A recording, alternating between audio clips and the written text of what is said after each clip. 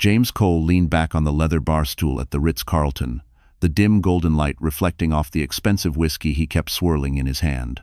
Outside the tall window, Central Park was a blur of city lights and November wind. His iPhone buzzed nonstop with work notifications, but he ignored them.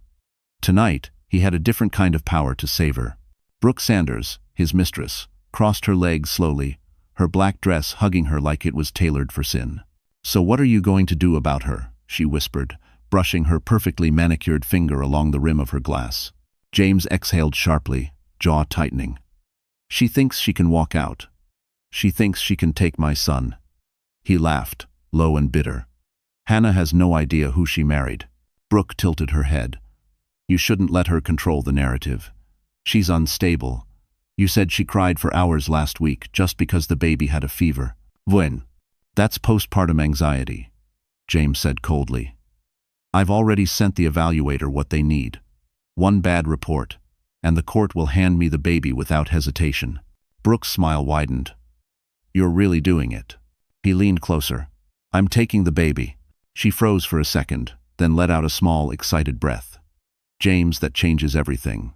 "Exactly," he said. "Once Liam is with me full-time, she'll sign whatever I put in front of her." Brooke touched his arm. "And our future?" James didn't hesitate. "It starts the moment I bring him home." He finished his whiskey in one swallow and signaled for the bill. "I'm going back tonight. I'm done waiting. Hannah will never see this coming." He grabbed his coat, tossed a careless kiss on Brooke's cheek, and walked out into the cold Manhattan night. The valet rushed to bring his Mercedes around, headlights cutting through the mist rising off the sidewalk. James slid behind the wheel, adrenaline tightening his grip on the steering wheel. A father taking his own baby from his wife. He knew the public might frown if they understood the truth. But they wouldn't, because he intended to shape the truth. He pictured Hannah at home, probably rocking Liam in the nursery, thinking James was across the city closing some deal. She always trusted him too much, held on to hope too long, believed too easily. As he drove through Columbus Circle, the anger that had been simmering for months boiled over. "She pushed me," he muttered to himself. "She made this happen." Traffic lights flashed across his face, green, yellow, red like warnings he refused to see. He pressed harder on the gas. He imagined the moment he'd walk into the nursery, pick up Liam, and walk out. No discussion, no compromise, just raw authority. He smiled, but when the elevator doors opened at his building and he strode toward the nursery, something felt off. The silence was too still, too perfect, too empty. He opened the nursery door and instantly felt the ground drop beneath him. Before Hannah Turner became Hannah Cole, she was the kind of woman people instantly trusted. A 7-year-old pediatric nurse with soft brown eyes, steady hands, and a gentleness that made frightened children relax as soon as she entered the room. She lived in a tiny walk-up in Queens with a roommate, juggling long shifts, cheap takeout, and student loans. Her life wasn't glamorous, but it was honest, simple, and full of purpose. She never imagined that love, unexpected, glittering, overwhelming, would pull her into a world she didn't belong to. She first met James under harsh fluorescent lights in the hospital hallway. His nephew had pneumonia, and James paced back and forth like a man who couldn't afford to lose anything. He wasn't the polished, sharp-jawed CEO he later became. He was a guy in a hoodie, clutching a coffee, eyes red from worry. Hannah talked him through every step, kept him calm, even stayed late after her shift to check on the child again. When his nephew finally stabilized, James looked at her like she had performed a miracle. "You saved him," he said. "I did my job," she answered. But the way he looked at her, steady, grateful, warm, was something she wasn't used to. Over the following weeks, James found excuses to stop by the hospital. He brought coffee for the nurses, lingered near the pediatric floor, and always found a moment to talk to Hannah. She tried to laugh it off. "You don't owe me anything," she told him. But he seemed drawn to her earnestness, like it was something rare in the world he lived in. When he finally asked her to dinner, she almost said no, not because she wasn't interested, but because she already sensed the danger of a man like him, ambitious, confident, driven by something she didn't fully understand. But then he smiled, nervous and genuine, and she surprised herself by saying yes. Their dates were modest at first. walking through Central Park with hot chocolate, sharing cheap pasta at a neighborhood place, talking about childhood dreams. Hannah told him she wanted to become a pediatric specialist someday. James admitted he was building a small tech startup but didn't know if it would survive another year. They were two people trying to climb their own mountains, finding comfort in each other's presence. Then everything changed. James's company landed a major investment. Suddenly, his life accelerated: new office, new clients, new money. And he wanted Hannah beside him for all of it. He bought her flowers, took her to nicer places, upgraded her phone, so she could FaceTime easier after long shifts. It felt flattering, intoxicating even. No one had ever cared for her like that. But slowly, almost invisibly, he began pulling her away from her world. "You work too much. You're exhausted. I can provide for both of us. Why don't you take a break?" Words that sounded loving on the surface but carried another meaning underneath. When he proposed private dinner on a rooftop in Manhattan, soft jazz playing, a Tiffany ring glimmering under the lights, Hannah felt like she was stepping into a fairy tale. She didn't see the shadows waiting behind the promise. After the wedding, he convinced her to quit nursing, just for a little while. She agreed because she believed him, because she believed in them. But the moment she stepped into the role of a full-time wife in a luxury apartment overlooking the skyline, her world began shrinking. She didn't notice it at first. Love makes people overlook the small cracks. And in Hannah's new life, the cracks were everywhere. She just hadn't looked closely enough yet. Until something happened that forced her to see everything she'd been ignoring. When James's startup exploded into success, the transformation of their world happened so quickly, Hannah barely had time to breathe, let alone understand what it meant for her life. One month he was working from a cramped Soho office with mismatched furniture, and the next he was closing deals on Park Avenue, photographed beside venture capital giants, his name flashing across business blogs like he had been born for the spotlight. Then came the apartment. He brought her to see it on a breezy Sunday afternoon. A luxury high-rise on the Upper West Side, glass walls stretching from floor to ceiling, and a view of the Manhattan skyline that made the whole city look like it was bowing at their feet. The realtor kept talking about imported marble, heated floors, and smart home systems synced to a wall-mounted iPad, but Hannah barely heard any of it. She just stood by the window, looking out at the glittering maze of streets below, feeling like she'd stepped into someone else's life. James slipped his arm around her waist. "This is where our family will grow," he whispered. "This is where your world gets bigger." She smiled, because she wanted to believe him. Boxes from Amazon arrived, daily decor, appliances, sleek organizers James insisted they needed. Delivery people rolled in furniture wrapped in plastic, lighting fixtures that looked like they belonged in a museum, and a dining table so glossy Hannah hesitated to place anything on it. She went from a second-hand couch in Queens to choosing between Dior and Crate and Barrel for nursery decor. The contrast was dizzying. At first, she embraced it. She told herself she was lucky, blessed, chosen. She folded new sheets while sunlight spilled across the hardwood floors. She brewed coffee in the stainless steel machine James bought, because she deserved the best. She wandered the apartment barefoot, trying to imagine what life would be like with a baby crawling across these floors. But the bigger the apartment became, the smaller her world felt. James worked constantly. Late nights turned into overnight trips. Calls during dinner turned into dinners without him entirely. He was physically present sometimes, but mentally, emotionally, he seemed to drift further away each month. And Hannah, with no job, no coworkers, no shifts to run to at 6 a.m., found herself sitting alone for long stretches of time, listening to the soft hum of the refrigerator, the distant traffic 6 stories below, and nothing else. She tried to fill the silence. She took long walks through Central Park, browsed bookstores on Columbus Avenue, lingered in front of baby clothes at boutique windows. She would come home with small items, soft blankets, tiny socks, a lullaby book, and place them carefully in the growing nursery, imagining the baby's laughter echoing through these quiet rooms. But loneliness seeped in, subtle and relentless. When James was home, he was distracted. When he kissed her, it felt rushed. When she told him about her day, he nodded but didn't listen. She felt like an accessory to his new world, something beautiful but unnecessary. Still, she held on to hope, because the nursery became her anchor, painted a soft cream, rocking chair by the window, a mobile shaped like tiny clouds. It was the only space that felt like hers. One evening, as she assembled a small wooden bookshelf, she found a receipt tucked into James's coat pocket. The Plaza Hotel bar, 2 drinks, late at night. She stared at the timestamp, confusion clouding her mind. He'd told her he was at a business dinner across town, a tiny crack in the image of their perfect life. She didn't ask him about it yet. Not that night.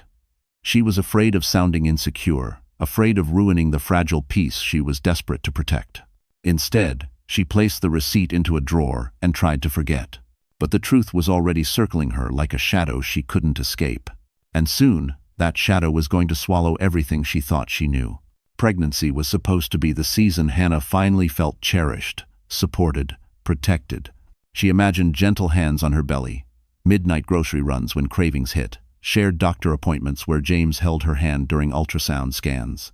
But the reality of her pregnancy unfolded like a quiet storm, one that no one else seemed to hear but her. It began in small ways. James started missing appointments. At first, it was because of meetings, then investor calls, then unexpected emergencies. The excuses came so quickly she stopped believing they were excuses at all. They were choices that placed everything above her and the growing life inside her. At her 12-week scan, she sat alone in the waiting room, surrounded by couples whispering excitedly. A woman next to her leaned on her husband's shoulder, clutching the first photo of their baby like it was the most fragile treasure on earth. Hannah kept her hands folded in her lap, trying not to stare too long, trying not to imagine the empty seat beside her. When the doctor walked her through the ultrasound, Hannah smiled, nodded, asked questions, but the ache in her chest never left. The doctor printed the first blurry picture of Liam's tiny form and handed it to her with a warm smile. "Share this with the father," she said. Hannah tucked it into her purse and whispered, "I will," even though she knew James wouldn't look at it for more than 2 seconds. As months passed, her body changed. Her cravings grew unpredictable, her back ached, and the loneliness pressed down on her like a weight she couldn't shift. Nights became the hardest. She'd lie awake listening to the elevator hum, the faint sound of taxis far below, and wait for James's key in the door. Sometimes it came at 2 a.m., sometimes not at all. When he did come home, the smell of cologne, one she didn't recognize, clung to him longer than his presence ever did. If she asked about his day, he answered with a single sentence. If she asked where he'd been, he'd sigh deeply as though her questions were a burden. Her world shrank further after her first scare. She had been in the kitchen, slicing apples, when the room spun violently.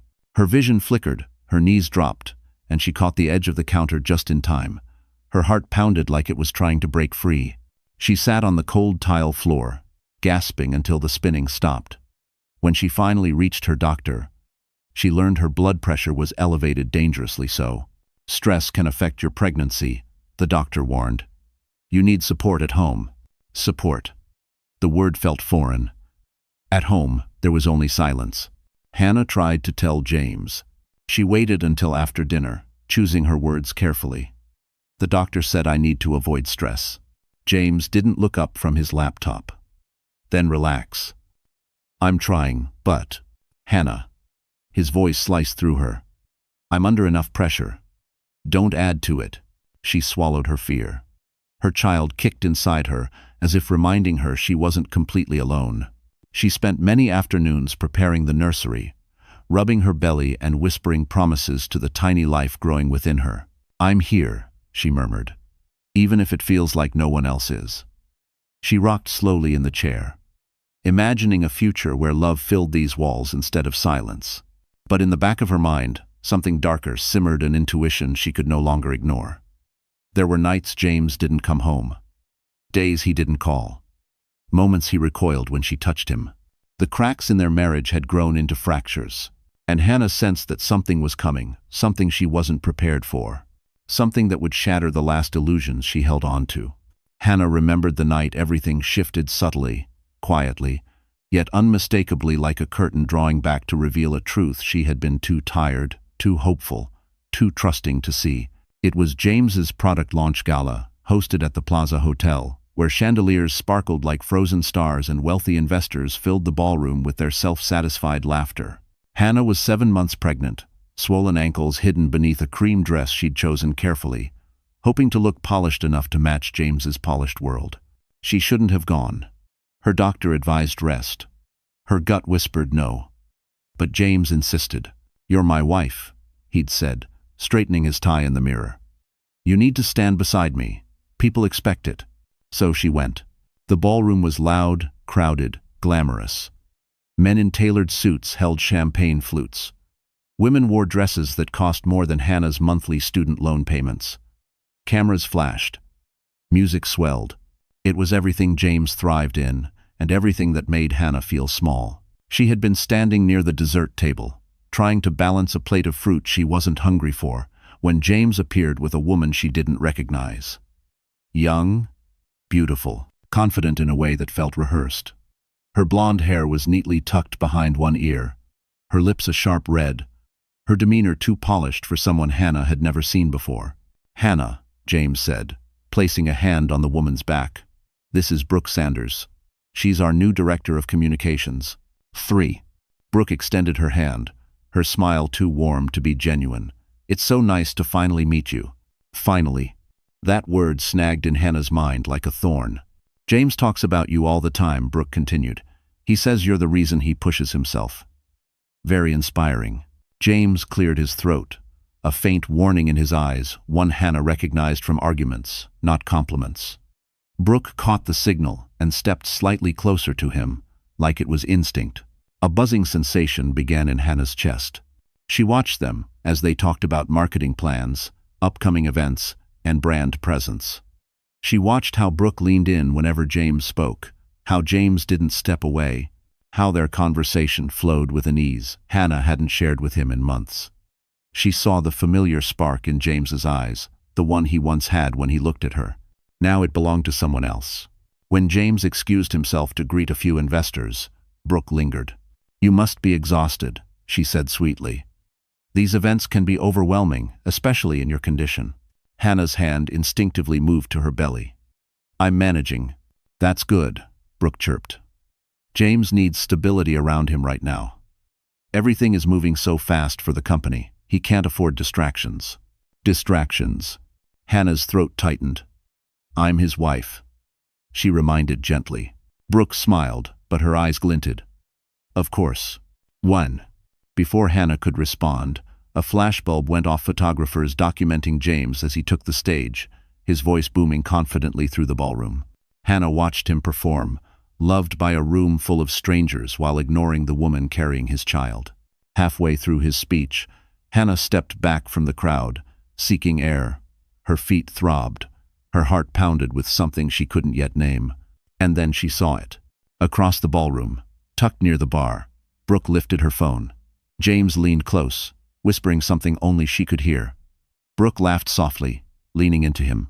Their faces were inches apart. Hannah froze. It wasn't a romantic moment, but it was too close, too familiar, too intimate for colleagues. It was the kind of closeness that grows roots long before anyone admits it exists. Her stomach twisted painfully. When James returned to her side later, his smile was strained. "You okay? You look tired." "I'm fine," she whispered, but something inside her had cracked. As they drove home in the back seat of a black car, James scrolled through emails while Hannah stared out the window at the glowing skyline. She placed a hand on her belly, feeling Liam flutter. And for the first time, she wondered if she and her child were no longer safe in the life she'd built. Because Brooke wasn't just a colleague, she was a threat, and Hannah could feel it in her bones. It happened on a rainy Thursday night, the kind of night where the city felt muted, wrapped in a gray hush. Hannah was 8 months pregnant, exhausted from another long day of swollen ankles, restless worry, and trying to ignore the growing hollowness in her marriage. James had texted earlier saying he'd be working late again. No apology. No warmth. Just another cold sentence tossed in her direction. The apartment felt too big without him. Too cold. Too silent. She walked into the nursery and sat in the rocking chair, rubbing her belly.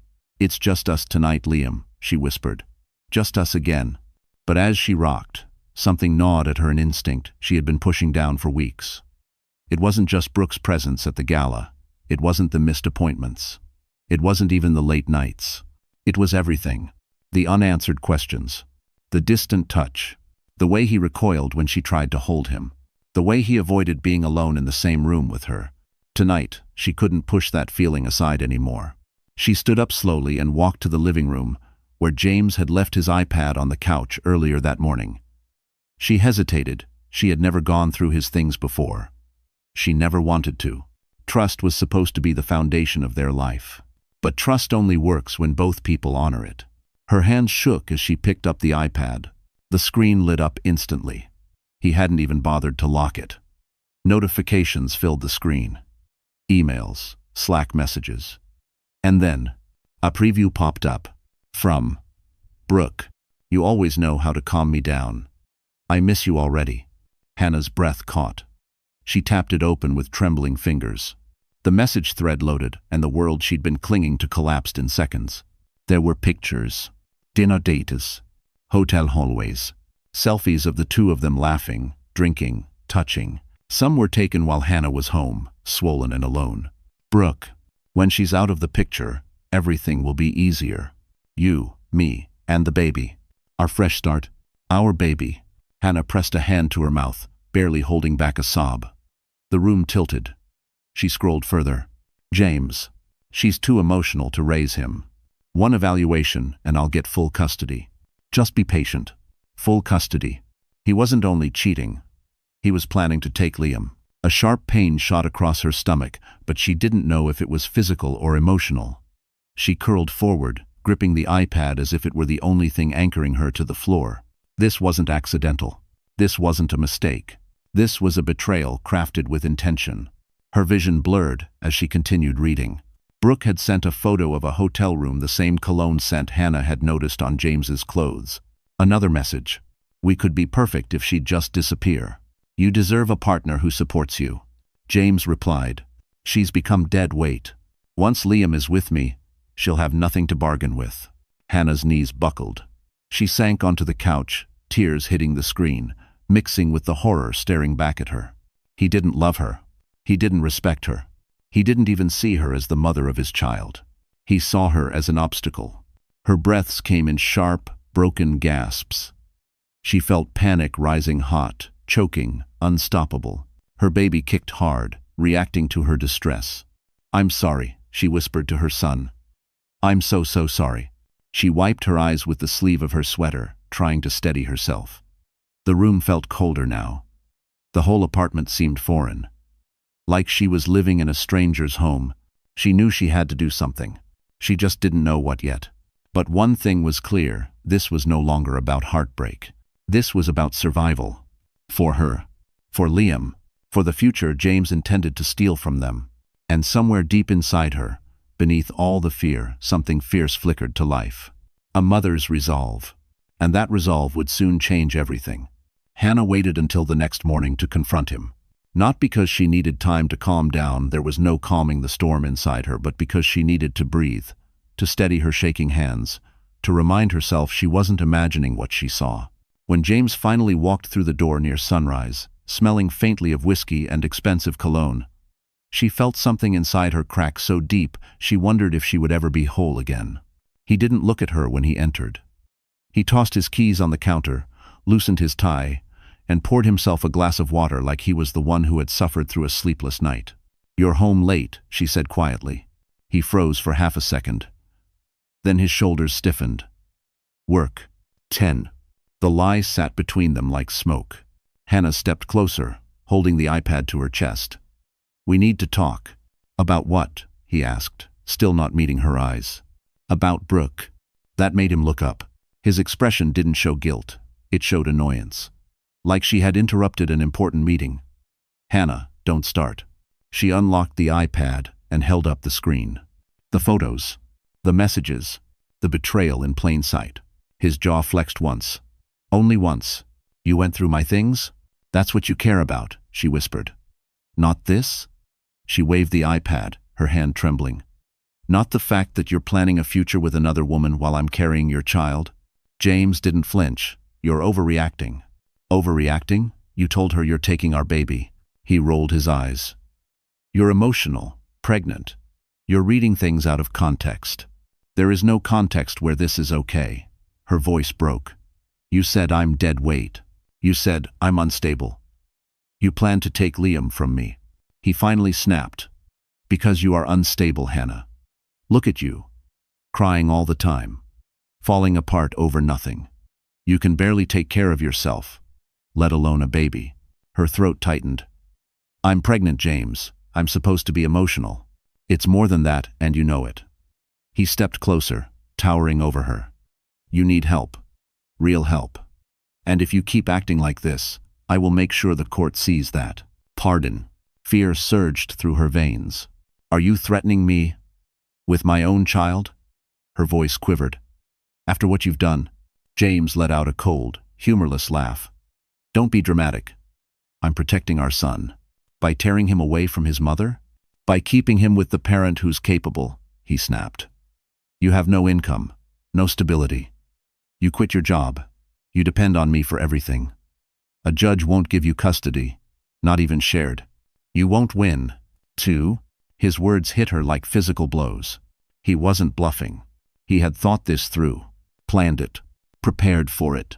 Hannah backed away, pressing her hand to her belly as Liam shifted inside her. I won't let you do this. You won't have a choice, he said sharply. You want to leave? Fine. But you're not taking my son. A chill washed over her. The future she feared was suddenly staring her in the face. She swallowed the rising panic. James, please. We can fix this. We can talk to a counselor. He cut her off with a dismissive wave. I don't want to fix this. I want control. And I already have it. Those words, that tone, the final piece of truth falling into place. James didn't love her. James didn't respect her. James didn't even see her as a human being anymore. He saw her as leverage, a threat, a problem to eliminate. Hannah felt something shift inside her then, not panic, not shock, but something colder. A clarity she hadn't felt in months. A realization. He was never going to save her. She would have to save herself. And her son. She closed the iPad slowly and whispered, You will regret this. He smirked. We'll see. And in that moment, Hannah understood. The war had officially begun. Hannah didn't call her brother immediately. Pride held her back, along with years of subtle manipulation from James that convinced her Michael disapproved of their marriage. The distance between them wasn't real. James had manufactured it carefully, but Hannah had believed it anyway.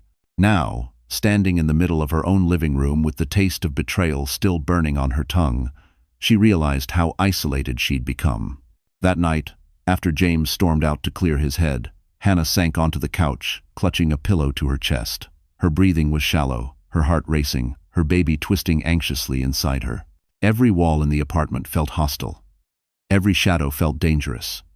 She put a hand over her belly and whispered, I'm sorry, Liam. I should have protected us sooner. Her phone lay on the coffee table, screen dark. She stared at it for nearly 10 minutes, wrestling with fear, shame, exhaustion. Finally, she whispered, I need help, and unlocked it. She scrolled to Michael's number, the one she hadn't called in almost a year. Her thumb hovered over the call button. Then she pressed it. He answered on the second ring. Hannah? His voice was alert instantly, sharp with concern. Hey, is everything okay? And with that single question, everything inside her broke. She sobbed so hard she couldn't speak. The dam holding months of fear, isolation, and heartbreak gave way, flooding her until she was shaking. Hannah, he said, voice now firm and steady. I'm coming. Text me your address again just to be sure. I'll be there in 20. 20 minutes later, the elevator opened, and Michael stepped into the hallway, tall, clean-cut, wearing a dark coat soaked lightly from the rain. His eyes scanned Hannah's face the moment she opened the door. In 1 second, he understood more than she could have explained in hours. He pulled her into a tight embrace. Let's sit down, he murmured. Tell me everything. They sat at the dining table, city lights flickering through the windows. Hannah retold the nightmare, the affair, the threats, the custody plan, the manipulation. She showed him the messages, the photos, the evidence. She didn't spare any detail. She didn't have to. Michael's expression darkened with each revelation. "When did this start?" he asked quietly. "A while ago," she whispered, shame washing over her. "And you went through this alone?" He said you didn't want me calling you. That you were tired of mediating." Michael leaned back, stunned. "He told you that?" She nodded. His jaw clenched. "Hannah, I never said that. Not once. You're my sister. You could have called me any day, any hour." Tears spilled down her cheeks again. "I didn't know." "That's because he didn't want you to." Michael reached for her hand across the table. His voice was steady, calm, but beneath it was a steel Hannah hadn't heard in years. "Listen to me carefully. You're not crazy. You're not unstable. You're not alone. And you're not going to let that man take your son." Hannah looked down at her trembling hands. "But he has money, power, lawyers. He knows people."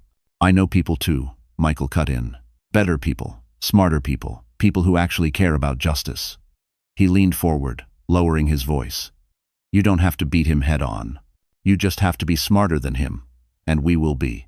"But how?" she whispered. "We start slow," he said, quiet, invisible. "You don't let him know you've figured him out. You don't fight yet. Not until you're holding all the cards." He pulled a small notebook from his coat pocket and flipped it open. "We gather everything.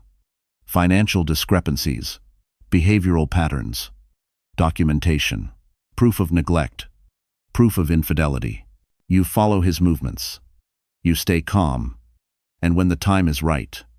His eyes hardened. "We strike." Hannah inhaled shakily. "Michael, I'm scared." "You should be," he said honestly. "But he should be terrified." A flicker of strength rose in her chest, fragile, but real. For the first time in months, she didn't feel completely defenseless. Michael squeezed her hand. "He thinks he's already won, Hannah. That's his weakness." "And what's mine?" she whispered. "Your son," he said softly. "And that's exactly why you'll win." Hannah looked at the nursery door, her heart tightening with fierce protectiveness. Because he was right. A mother fighting for her child is the most unstoppable force on earth. And James was about to learn that the hard way. The next few days moved slowly, quietly, like the calm before a hurricane. Hannah felt different, still fragile, still aching, but something inside her had shifted. She woke each morning with a new purpose buzzing through her veins. James thought she was defeated. He believed his threats had crushed her. But underneath the exhaustion, there was a growing flame. One Michael had reignited the moment he walked through her door. She wasn't fighting for herself anymore. She was fighting for Liam. And that changed everything. Michael came by the following afternoon with groceries, prenatal vitamins, and a binder thick enough to rival a college textbook. The moment he placed it on the dining table, Hannah stared like it was a weapon she wasn't sure she knew how to wield. "What's this?" she asked. "Your insurance," he said simply. "Our leverage." Inside were labeled sections: finances, communications, behavioral incidents, witnesses, medical records, legal options. His handwriting filled page after page with notes, timelines, instructions. Hannah blinked. "You did all this overnight?" "I started the moment I left your apartment," he said. "This isn't just a marital fight. This is a tactical situation. James is planning something. You need to be 10 steps ahead, not 2. Tries." She swallowed a lump of fear and nodded. Their first task was evidence. That night, while James slept with his phone on the nightstand, Hannah quietly slipped into the living room, plugged in an old laptop, and began transferring every screenshot, message, photo she had saved. She uploaded them all to a hidden cloud account. Michael helped her set up one James could never track. She added timestamps, descriptions, receipts, hotel charges, even the dates he had missed appointments. She documented everything. Her hands shook at times, but each file she uploaded felt like another brick in the shield she was building. Next was surveillance. Michael helped her install discreet recording devices, not obvious cameras, but tiny audio recorders hidden in places James would never check. One behind a row of books, one near the kitchen counter, one inside an unused diaper box. If he yelled, threatened, manipulated, or slipped up in any way, they would have it recorded. "You're not bugging your home," Michael corrected when she hesitated. "You're protecting yourself." Then came the financial component. Michael coached her on identifying patterns, charges to luxury hotels, suspicious expenses covered by company accounts, dinners at odd hours. Hannah never realized how much she'd ignored over the past year: receipts in jacket pockets, late-night Ubers, company credit card statements he left out without thinking. She photographed everything and added it to the binder. "Why is this so important?" she asked. "Because if James tries to take Liam," Michael said calmly, "we'll prove in court that he's irresponsible with money, dishonest with investors, and morally compromised. Family court hates instability, and everything about him screams instability." The next step was emotional control. "You cannot let him see you're preparing," Michael warned. "You must act normal, predictable, kind, even. If he suspects anything, he'll accelerate his plan." Acting normal around James was torture. She forced herself to smile when he walked into the room, forced herself to accept his cold kisses, forced herself to pretend she was still the obedient, vulnerable wife he believed he could bully. But every moment around him made her stomach twist. Every word he spoke felt like poison. Every step he took felt like a threat. One evening, he caught her staring at him too long. "What?" he snapped. Hannah blinked softly. "Nothing. I'm just tired." He smirked, satisfied with that answer. "You should rest. You'll need energy when the baby comes." Energy. For what? The fight he thought she was too weak to win. Later that night, she stood in the nursery, hands on her belly. She whispered to Liam, "I won't let him take you. I promise." She didn't notice the shadow standing in the hallway, the shadow of a man who had no idea what storm was quietly building behind him. But soon, very soon, Hannah's silence would become James's greatest miscalculation. The night Hannah went into labor was nothing like she imagined. She pictured soft music, warm lights, James holding her hand, whispering that she could do this, that they were in it together. Instead, it began with a stab of pain that folded her over the edge of the bed and stole her breath. Her phone slipped from her hand as another contraction tore through her stomach. "Not yet," she gasped. "Please, not tonight." Of all nights, James wasn't home. He was meeting an investor. She knew better. Brooke had posted a photo on Instagram, just a shot of a wine glass with a Manhattan skyline behind it, but Hannah recognized the view. It was from the bar at the River Caf. James had taken her there once, years ago, when he still remembered what love felt like. Another contraction hit, harder, sharper, closer. Her instincts screamed, "Move. Now." She grabbed her hospital bag already packed for weeks and dialed 911 with trembling hands. The dispatcher talked her through the breathing, through the dizzying panic, until the paramedics arrived.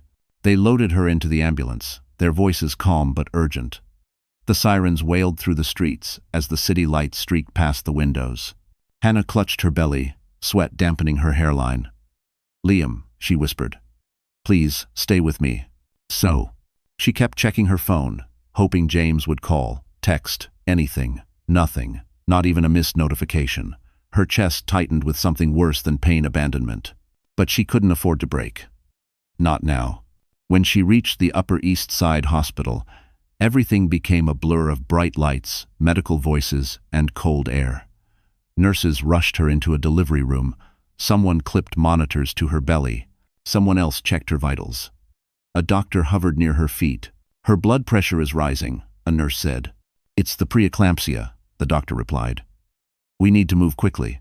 Preeclampsia. The condition her doctor had warned about, the one James had brushed off as overreacting. A nurse squeezed Hannah's hand. "Do you want us to call the father?" Hannah swallowed hard. "I already tried."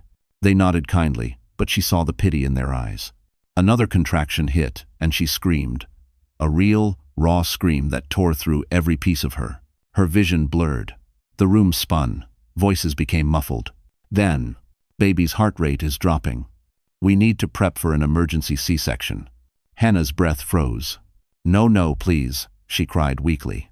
But the staff moved fast. They transferred her to another bed, rushed her toward the operating room. The ceiling lights flashed overhead like blinking stars she couldn't reach. She felt hands on her arms, her legs, her shoulders. Someone whispered, "You're going to be okay, Hannah." You're going to meet your baby." In that moment, she didn't care about James, didn't care about Brooke, didn't care about the betrayal, the loneliness, the plans he had made behind her back. All she cared about was hearing Liam cry, seeing his face, holding him long enough to tell him she loved him. The anesthesia blurred the edges of her fear. Her eyes fluttered. Her breathing slowed. Darkness crept in. When she woke, the room was dim, soft beeping, a warm weight on her chest. Liam, tiny, red, breathing steadily. In her arms, she sobbed deep, shaking sobs that soaked his blanket. "Hi," she whispered. "Hi, baby. Mommy's here." A nurse smiled at her. "He's perfect. Strong," he fought hard. Hannah brushed her finger along his cheek. "Just like I will." Hours passed before James finally appeared. He stepped into the room with the same cologne, the same pressed shirt, the same detached expression. He didn't ask if she was okay. Didn't ask what happened. He only asked, "Why didn't you call again?" She stared at him, a new kind of clarity settling over her, because she had just survived the hardest night of her life, and she had done it without him. Hannah returned home from the hospital with a stitched abdomen, swollen eyes, and a newborn who relied on her for every breath. The Upper West Side apartment, once breathtaking, once a symbol of a life she hoped she was building, now felt like a beautifully decorated trap. Every gleaming surface mocked her. Every soft lamp cast shadows she didn't feel safe in. And every room reminded her of the man who abandoned her during the moment she needed him most. James acted as if nothing unusual had happened. He carried the hospital bag inside, set it on the couch, and immediately pulled out his phone. "I need to jump on a call," he muttered. Hannah blinked at him. "Right now. It'll be quick." It wasn't. He disappeared into his office with the glass walls overlooking the skyline, leaving her in the foyer holding a crying newborn she'd just risked her life to bring into the world. Her stitches burned. Her arms trembled. She sank into a chair and tried to rock Liam, her body screaming for rest. When she finally got him to settle, she limped toward the kitchen. A mountain of unopened packages sat by the counter. Amazon boxes, luxury baby gifts from James's investors, Dior-branded wrapping paper, gifts meant to impress, not support. She stared at a robotic baby bassinet James had bought without asking her. It cost more than her old monthly salary. But what she needed wasn't an expensive gadget. She needed a partner. That night, Liam cried nonstop. His tiny lungs released hours of helpless wails that echoed through the apartment like alarms. Hannah's milk hadn't come in yet. She was in pain stitches pulling, back aching, head spinning from hormonal crashes and sleeplessness. She tried skin-to-skin contact, rocking him, warm cloths, humming old lullabies. Nothing worked. Finally, desperate and shaking, she knocked on James's office door. "Can you help me, please? Just hold him for a minute." He didn't even pause his typing. "You're the mom, Hannah. This is your job." "He won't stop crying. I need Durda." James muted his call, shot her a glare, and hissed. "Put him in the bassinet. That's what it's for. He needs comfort. He needs routine," James snapped. "Don't coddle him." A fresh wave of pain hit her chest, not physical, but deep, sharp, emotional. She clutched Liam tighter. "James, I almost died giving birth to him.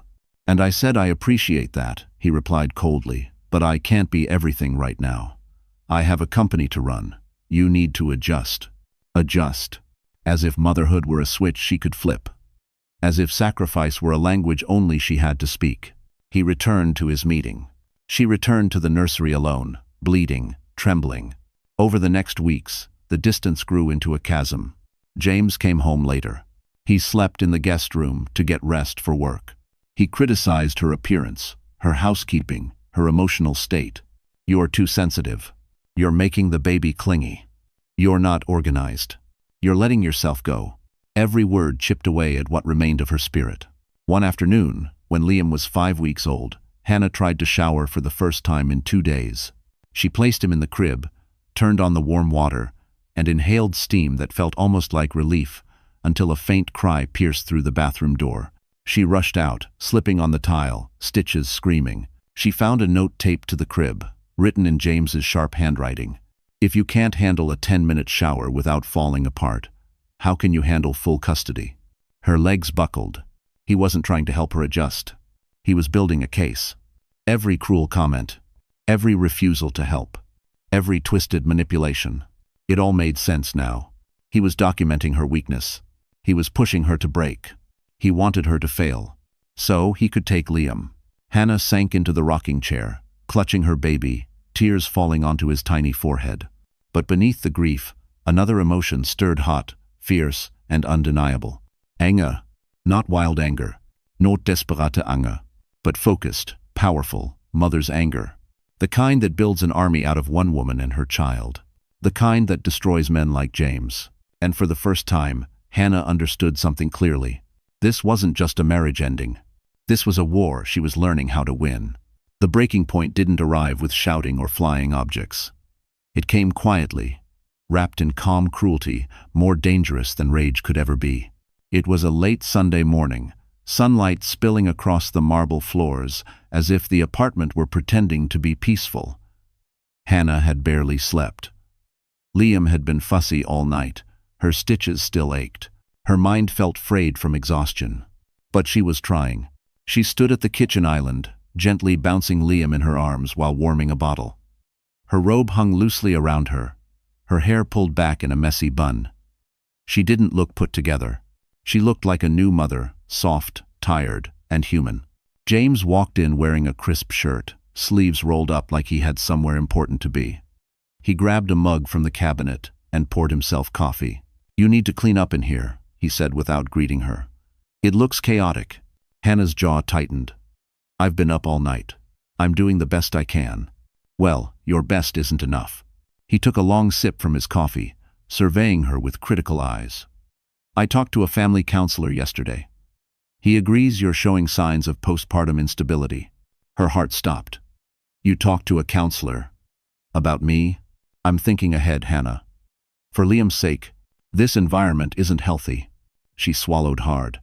"This environment is unhealthy because you're never here." He laughed under his breath. "There you go again. Dramatic, emotional, blaming me." He set down his mug and stepped toward her. "You need to be more realistic." "Realistic," she whispered. "About custody."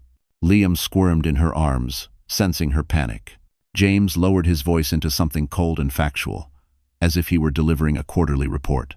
"If you leave this marriage, the baby stays with me." Hannah staggered back, nearly dropping the bottle. "What?" "You heard me." He reached for his blazer, draped over a chair. "You can leave, Hannah. I won't stop you. But Liam stays in this apartment. With me." Her heart pounded so hard she felt dizzy. "You can't do that. You can't take him from me." "I don't have to take him," he said with a shrug. "You'll lose him on your own. You're mentally unstable, financially dependent, physically weak. A judge will see that. Everyone will." She shook her head, clutching Liam closer.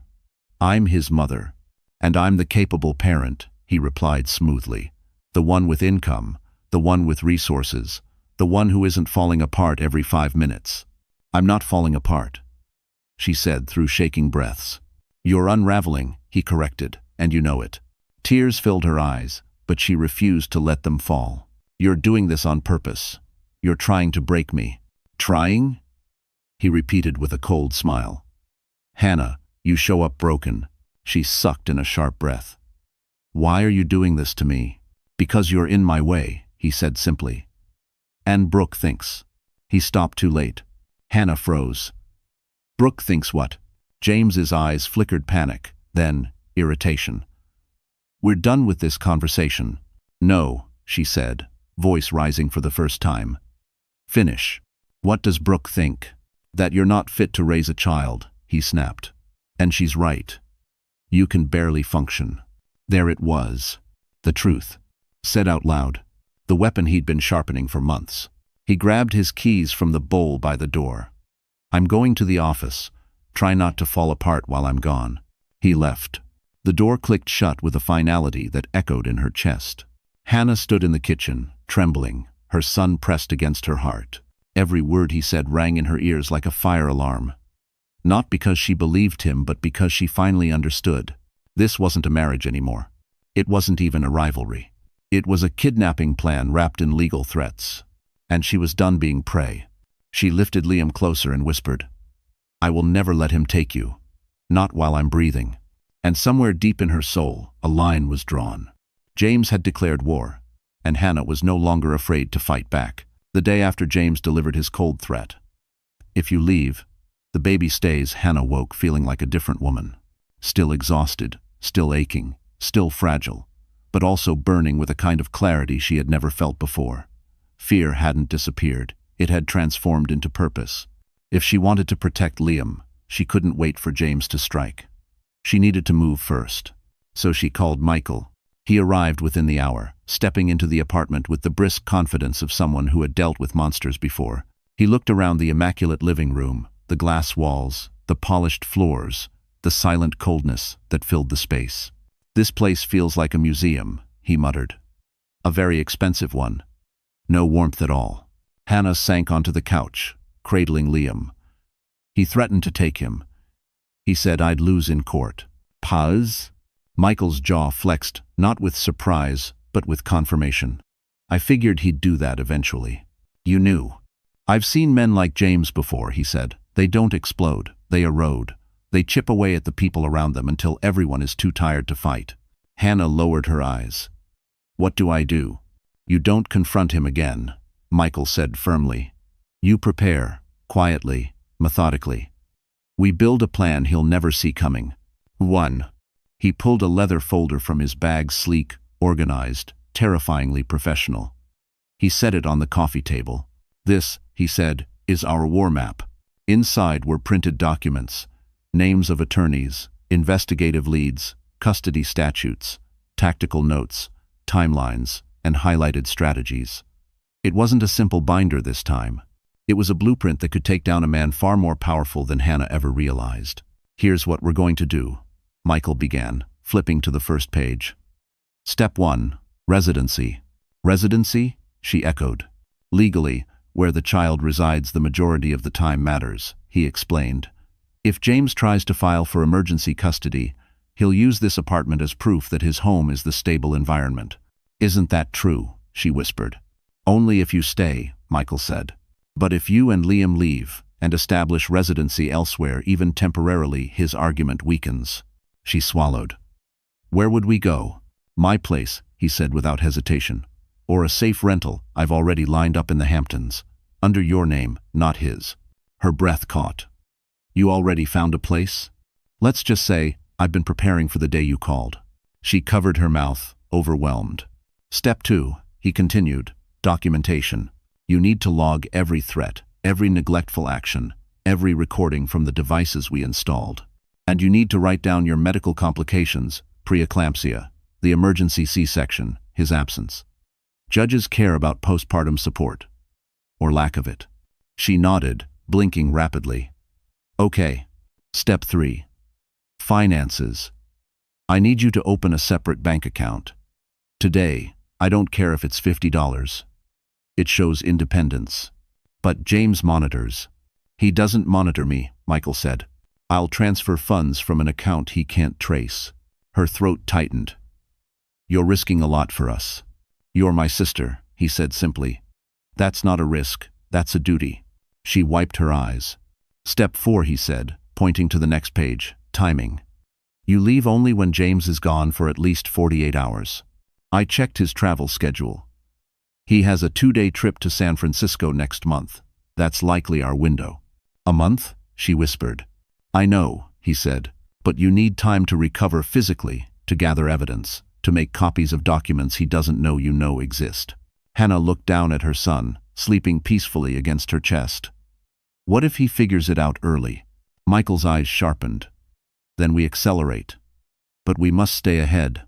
James plans his moves like a CEO. We have to plan like survivors."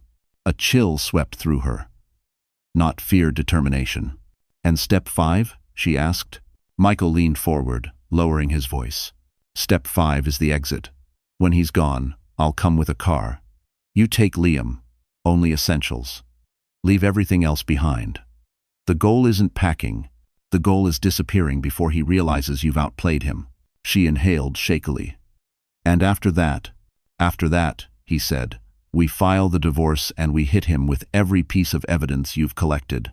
Hannah exhaled, long and trembling. This wasn't just a plan. It was freedom. "And Hannah," Michael added, placing a steadying hand on hers. "Once we start this, there's no turning back." Her heart thudded, slow and heavy. "I know," she whispered. "And you're sure? You're ready?" She looked at Liam, then back at Michael. Her voice was steady when she answered, "I'm ready." And with that, the first true step toward escaping her golden prison began. The night Hannah finally left didn't arrive with chaos. It came in silence eerily calm, like the pause before lightning breaks open the sky. James had flown to San Francisco that morning for a 2-day investor summit. Hannah watched him wheel his suitcase to the door, watched him adjust his Rolex, watched him kiss the air near her cheek, as if performing for an invisible camera. "I'll check in later," he said. She only nodded. The door clicked shut, and for a moment the apartment felt too still to breathe in. Hannah stood in the center of the living room. Liam balanced on her shoulder. He cooed softly, unaware that everything around him was about to change forever. She inhaled deeply, her hands trembling not from fear this time, but from urgency. She had 48 hours, maybe less. James had a habit of surprising her, and she no longer believed his trips always lasted as long as he claimed. Michael texted, "I'm downstairs. Elevator cameras disabled for the next 10 minutes. Move now." Her pulse quickened. She placed Liam gently in his carrier, securing the straps with shaking fingers. "You're coming with me, sweetheart," she whispered. "We're going somewhere safe." She grabbed the diaper bag she'd repacked 100 times formula. Bottles, pacifiers, a soft blanket, 2 changes of clothes, her medical records, and a folder of documents Michael said she could not forget. Her stomach twisted as she looked at the nursery one last time. The cream-painted walls, the rocking chair where she'd cried more nights than she could count, the perfectly arranged toys James never touched. She wasn't sad to leave the apartment. She was sad that she had ever believed it represented a real family. A final sweep of the room revealed something she had almost forgotten: the small brown teddy bear she'd bought months ago. The one she'd held during nights she feared she'd never be enough for her son. She tucked it into the carrier beside Liam. Then she stepped into the hallway. Her knees nearly buckled. Not from fear, from how real this moment suddenly felt. Escape wasn't theory anymore. Escape was happening. She pressed the elevator button, heart thudding as the doors opened. The security camera above the panel was dark, just as Michael promised. She stepped in. The elevator descended slowly, each floor number glowing like a countdown. When the doors slid open, Michael stood in the lobby wearing a dark hoodie, a baseball cap, and the cold, focused expression of someone ready for war. His black SUV idled outside. "You okay?" he asked. "No," she whispered. "But I'm ready." "Then let's move."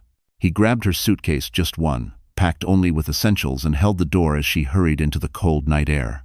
The city felt different, louder, sharper. As if the world knew she was running. They loaded the car quickly. Michael checked over his shoulder twice. Hannah felt her pulse in her throat. When they pulled onto the street, Hannah didn't look back. She couldn't. If she turned around, she feared she'd collapse. Not because she wanted to stay, she didn't, but because everything she had endured was stitched into those walls. Leaving felt like ripping out the last thread. Halfway across the bridge, Liam began to whimper. Hannah leaned over, stroking his tiny head, whispering soothing words. Michael glanced at them in the rearview mirror. "You're doing the right thing," he said. "This is the smartest move you've made." She exhaled shakily. "He's going to lose his mind when he finds the house empty." Michael didn't soften. "Good," he said. "Let him lose something for once." They drove for nearly 2 hours until the city lights faded behind them. The quiet roads of the Hamptons welcomed them with a different kind of silence, one that didn't feel dangerous. When Michael pulled up to the small rented beach house, Hannah stepped out and inhaled the cool ocean air. It smelled like freedom. Inside, the lights were warm, the rooms small but cozy, so unlike the cold luxury she'd left behind. She placed Liam on the bed, watching him stretch his tiny fingers. For the first time in months, she felt a flicker of peace. A fragile peace, one that would shatter soon. Because back in Manhattan, the timer had already begun. James would return. James would discover the empty nursery. James would understand he'd been outplayed. But not yet. For tonight, Hannah allowed herself to breathe. She had escaped the cage, but the real battle was only just beginning. James Cole was a man who rarely lost control, at least not in public. Image was everything to him. Reputation. Power. The illusion of perfection. But that night, sitting at the polished mahogany bar inside the Ritz-Carlton overlooking Central Park, he looked like someone trying to outrun a storm that was already catching up to him. Brooke arrived in a black dress that clung to her like ambition. She slid onto the bar stool beside him, crossing her legs with slow confidence. "You look tense," she purred. James rubbed a hand over his face. "It's been a long trip. Business trip or wife escape trip?" He gave her a thin smile. "Both." "Two." Brooke ordered a drink, then leaned closer. "So how did she take it?" "You told her, right? That you and I didn't spell everything out," James muttered. "She's too emotional right now." Emotional was his favorite excuse. It let him dismiss anything that didn't fit his narrative. Brooke rolled her eyes. "James, she's always emotional. She's weak." James didn't disagree. "You know what the problem is," Brooke continued, swirling her wine. "She's holding you back. And now that the baby's here, she thinks she has leverage." That struck a nerve.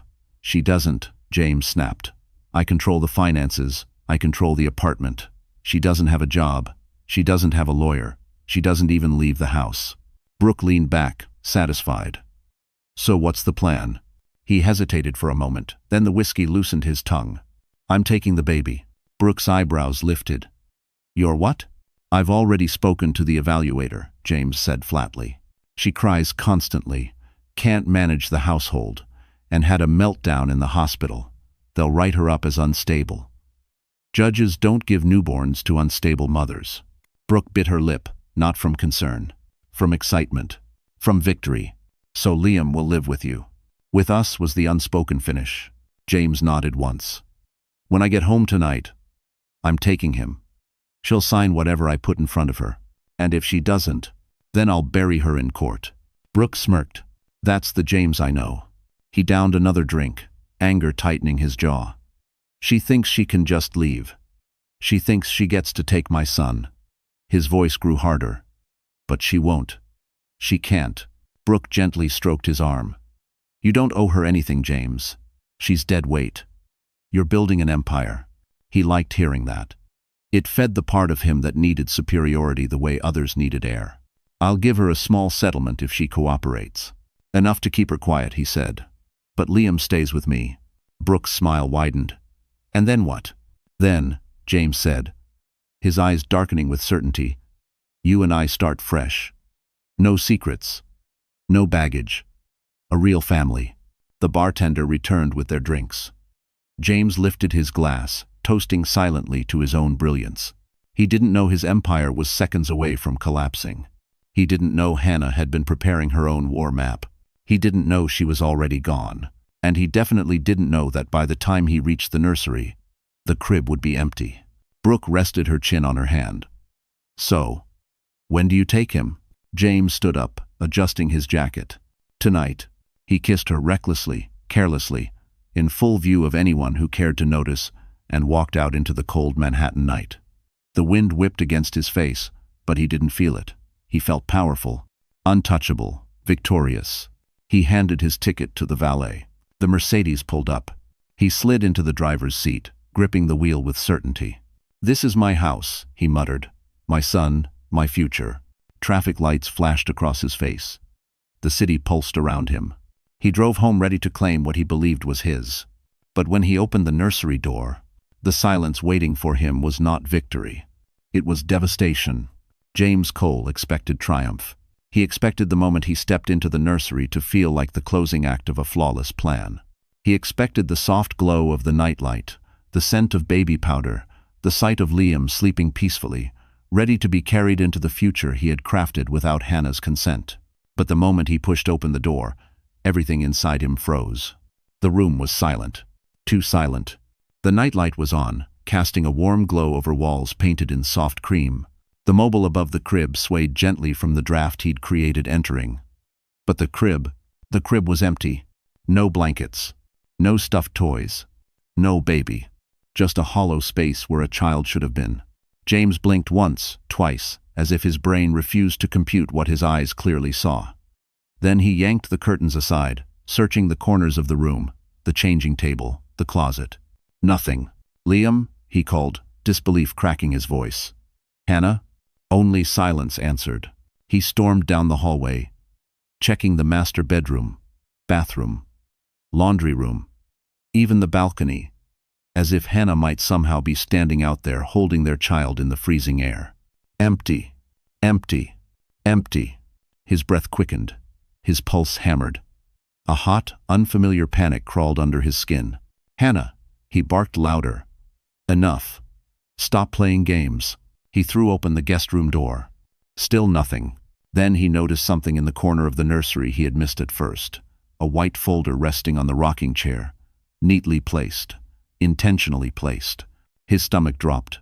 He approached it slowly, each step heavier than the last. A strange pressure filled his chest, like the air itself was tightening around him. He opened the folder with trembling fingers. Divorce papers, 2 inches thick. Professionally prepared. Signed by Hannah. On top of them sat a letter addressed in her handwriting, steady, calm, heartbreakingly composed. "James, by the time you read this, Liam and I are gone. We are safe. You will not find us. I know about Brooke. I know about your plan. I know everything you said about me, to her and to others. I know you intended to take my child and destroy me in court. You underestimated me. You underestimated the strength of a mother protecting her son. This is not a negotiation. This is the end." His vision blurred. His hands shook violently. He flipped the page. "I have copies of every message, every receipt, every threat. Michael has filed for temporary custody protection. By the time you attempt to take legal action, I will already be ahead of you. Do not contact me directly again. All communication will be through my attorney." And then the final line. "You broke our family long before I left. Now I'm saving what's left of it. Goodbye. Hannah." Something inside James cracked loud and vicious. He slammed the folder shut and hurled it across the room. Papers scattered like snow. His roar echoed off the walls. "This isn't happening," he growled. "She can't do this. She can't." He dialed her number straight to voicemail. He tried again. No answer. He called her mother, her old roommate, even her former co-workers. No leads. No trace. No Hannah. His fury turned feral. He marched to the building's front desk. "Pull the security footage," he ordered. But the doorman, who had always been polite to Hannah, looked him squarely in the eye and said, "Mr. Cole, the cameras on your floor were down for maintenance today. Nothing recorded." James's face drained of color. "Michael." He bolted back upstairs, grabbing his laptop, tearing through drawers, searching for anything that would tell him where she had gone. Nothing. Hannah hadn't run blindly. She had orchestrated an escape he never saw coming. And for the first time in his life, James Cole felt something he didn't even have a name for. Amarda. He wasn't in control. The woman he once dismissed as weak had outplayed him with precision. And as the reality sank in, his rage slowly morphed into something darker. Fear. James Cole wasn't used to losing. Not deals. Not arguments. Not control. But losing his wife and child in one calculated, silent stroke that hit him like a bullet he never saw coming.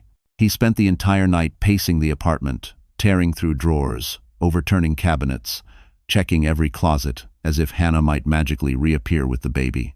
By sunrise, the place looked like a burglary scene, papers shredded, furniture askew, rage hung thick in the air. Then came the knock. 3 sharp, precise taps. James yanked open the door, expecting police, maybe building security. Instead, a courier stood there holding a sealed envelope. "For Mr. James Cole," the man said. "Urgent legal delivery." James ripped it open before the door even closed. At the top of the document, "Emergency motion for temporary custody protection. Filed by Hannah Turner Cole. Represented by Attorney Michael Turner." His vision turned red. "This is ridiculous," he muttered. "She can't do this." But she had. And legally, she'd drawn first blood. He called his attorney immediately. "Hannah filed something," he spat. Get to my place now." By 9 a.m., 3 high-powered lawyers from a Park Avenue firm were seated around his dining table, papers spread everywhere.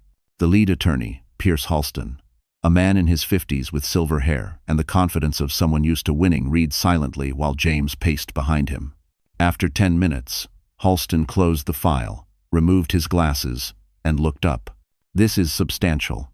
"It's lies," James snapped. "All of it." Halston shook his head. "It's documentation, screenshots, medical records, audio transcripts, bank statements, receipts, photos. She's built a case that you're unfit, controlling, abusive, and morally compromised. That's insane. She's the unstable one." "James," Halston said slowly, "your wife didn't leave impulsively. She left with evidence. And planning. And legal backing." James slammed his fist on the table. "I'm the CEO. I built a multi-million-dollar company. I can outmaneuver a stay-at-home mom." Halston's expression tightened. "This stay-at-home mom has a brother who is a former corporate litigator with connections. He's weaponized the law against you." James felt heat crawl up his neck. "What do they have?" he demanded. Halston began reading from the file. Documented abandonment during medical emergencies, absence during the birth, financial manipulation, including cutting off her access to joint funds, neglectful behavior, potential investor fraud tied to company credit cards being used for hotel stays with a woman who is not your wife. James froze. "Brooke," Halston nodded grimly. "If opposing counsel subpoenas her, it will get ugly." "Brooke won't talk," James insisted. But even he didn't sound convinced. "And then there are the recordings," Halston added. James's stomach dropped. "What recordings?" Halston flipped to the transcript. "Your conversation on February 9th. The one where you told Brooke you were taking the baby. And Hannah was dead weight." James's knees nearly buckled. How did she get that?" he whispered. Halston exhaled. "Mr. Cole, if your mistress recorded you and shared it with someone, willingly or not, this is devastating." James felt the room tilt. His empire, his image, wasn't just cracking, it was crumbling. Halston continued, "We can try to argue emotional distress on Hannah's part, but the judge will not overlook abandonment during childbirth, nor the preeclampsia, nor the emergency C-section." James's hands clenched into shaking fists. "She ambushed me," he growled. "No," Halston corrected. "She protected herself. And she did it legally." The words stung worse than any insult. James paced to the window, staring out at the Manhattan skyline, his skyline, the kingdom he believed he ruled. But now it looked distant, unreachable, like it belonged to someone else. "What are my chances?" he finally asked. Halston hesitated, and when he spoke, his voice was soft. "Right now? Very low." James swallowed hard, fury boiling beneath his ribs. No. He wouldn't let Hannah win. He wouldn't let Michael outsmart him. He wouldn't let the world see him fall. "We fight," James said, turning sharply. "I don't care what it costs." "We." Halston exchanged a look with the other attorneys, a look James didn't catch. "Very well," Halston said. "But understand this. The more we fight, the more the truth will come out." Truth. Such an inconvenient word. James lifted his chin, jaw locked. "Then, let it." But deep inside, for the first time in his life, James feared the truth might bury him. The family court in Lower Manhattan didn't look intimidating from the outside. Gray stone walls, long steps, revolving doors. But inside, the air was thick with tension, secrets, and consequences. Lives changed in these rooms. Custody battles ended here. Reputations died here. And for James Cole, the moment he stepped through the double doors with his legal team flanking him like bodyguards, it felt like walking into a battlefield he hadn't fully prepared for. Cameras weren't allowed inside the courtroom, but whispers followed him down the hallway. People recognized him, the CEO from the business magazines, the tech wonder kind whose face had once symbolized success. Today, he felt their eyes like knives. The hearing was closed session. Only attorneys, the judge, and the parties involved were permitted. When Hannah entered, the room shifted. She wasn't the trembling woman James remembered. She wasn't the exhausted shell from the nursery, nor the fragile new mom he tried to break. She wore a simple navy dress, her hair neatly pinned back, her posture straight. Michael walked beside her, calm, protective, steady. Liam was with a certified child advocate in another room, safe, supervised. James stiffened. Hannah didn't look at him. Not once. The judge, a woman in her early 60s with sharp eyes and silver hair, called them to order. "Mr. Cole," she said, scanning the documents before her. "You requested emergency custody based on alleged instability." "Mrs. Cole has filed a motion asserting neglect, coercive control, and abandonment. Today, we will review the evidence." James lifted his chin, confident. "Your Honor, my wife is emotionally volatile. We will get to that," the judge cut in. "But first, Mrs. Cole's legal team will present." Pierce Halston shot James a warning glare, telling him, without words, to shut up. Michael stood, voice even. "Your Honor, we intend to demonstrate a pattern of emotional manipulation, negligence, and deliberate attempts to isolate my client from her support system." He opened a binder. It wasn't the messy evidence James expected. It was polished, organized, deadly. The first blow came fast. "Exhibit A," Michael said. "Messages between Mr. Cole and Ms. Brooks Sanders."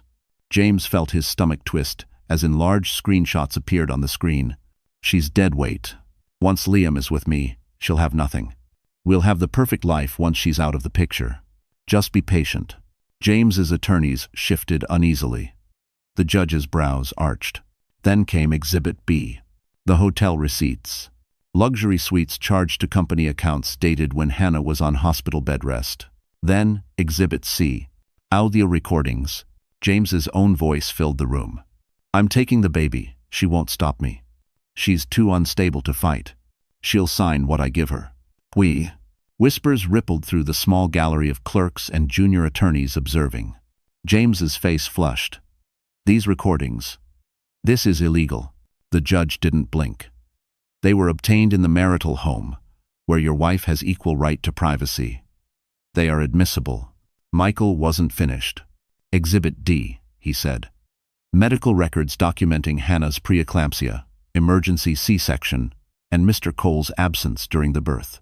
A nurse testified via video call. She was alone, the nurse said. Her husband didn't arrive until hours later. James clenched his jaw. Then the door opened again. A new witness stepped in. A woman. Early 30s. Nervous hands. Eyes that triggered something buried in James's memory. Hannah turned slowly. James froze. It was Emily, his ex-girlfriend from 8 years ago. The one he'd controlled. Manipulated. Threatened.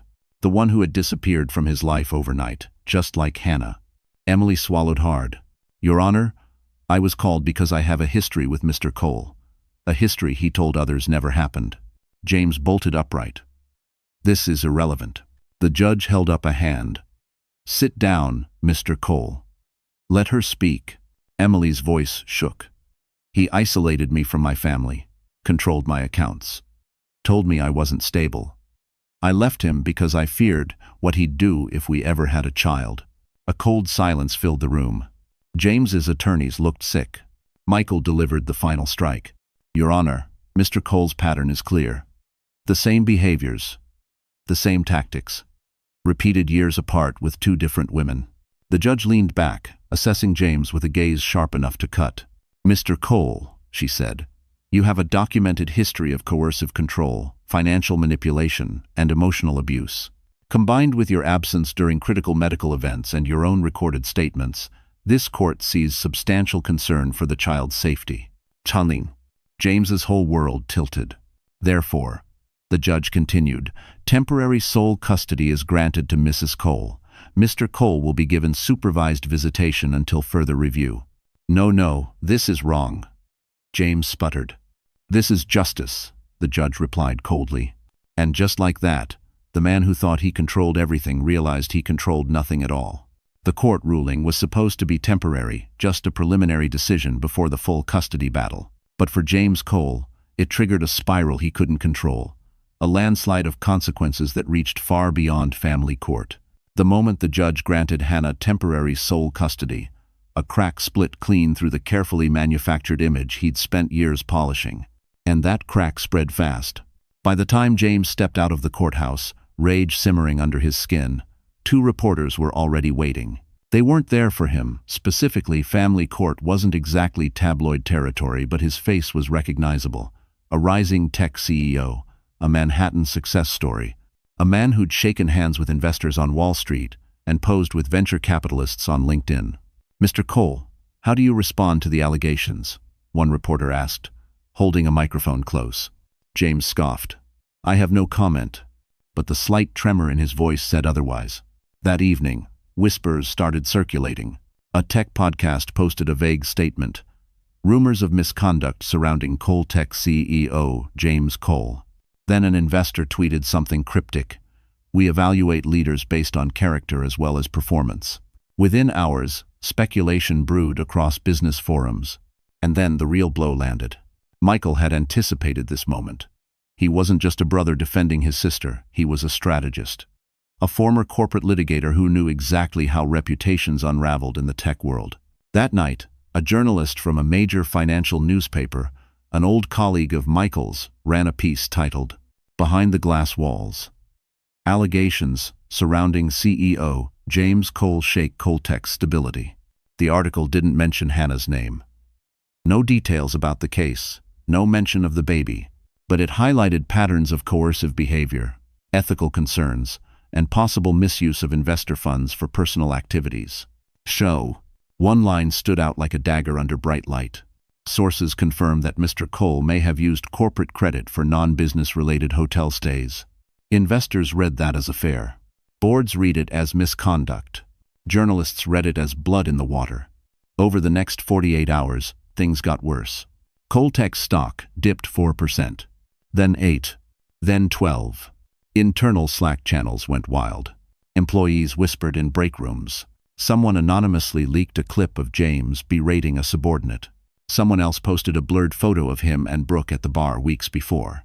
James stormed through his office, barking orders, slamming doors, demanding loyalty he had never earned. His assistant couldn't meet his eyes. His CFO avoided him entirely. The board requested an urgent meeting. Brooke tried to comfort him at first. "People are overreacting, James. This'll blow over. Try." But by the second day, even she pulled away. She stopped returning his texts, stopped picking up his calls. When she finally answered, her voice was cold. "I can't be associated with this right now," she whispered. "It's hurting my career." "You said you loved me," he snapped. She exhaled softly. "I said I cared about our future. But you're toxic right now. And honestly, maybe she was right about you." The line clicked dead. James stared at his phone, shock rippling through him. He had counted on Brooke. He had believed she would stand beside him when Hannah left. But now even she abandoned him. Just like Emily years ago. Just like everyone eventually did. By the third day, the board meeting commenced. 12 people sat around a long walnut table, Manhattan skyline stretching behind them like an audience witnessing his downfall. "James," the chairman began carefully, "we need to initiate an independent review of the allegations. Until then, we believe it's best if you step back from your role." James felt the floor tilt. "I built this company, and we're protecting it," the chairman replied. "This is temporary," another member said. "But your presence right now is damaging investor confidence." They voted. 10 in favor. 1 abstained. 1 James furiously opposed.